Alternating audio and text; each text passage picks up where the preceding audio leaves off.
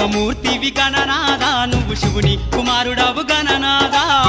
శివమూర్తివి గణనాదా నువ్వు శివుని కుమారుడవు గణనాదా గణగణ గంటల్ల గణనాదా నువ్వు గుణగుణ రావయ్య గణనాదా శివమూర్తివి గణనాదా నువ్వు శివుని కుమారుడవు గణనాదా శివమూర్తివి గణనాదా నువ్వు శివుని కుమారుడవు గణనాదా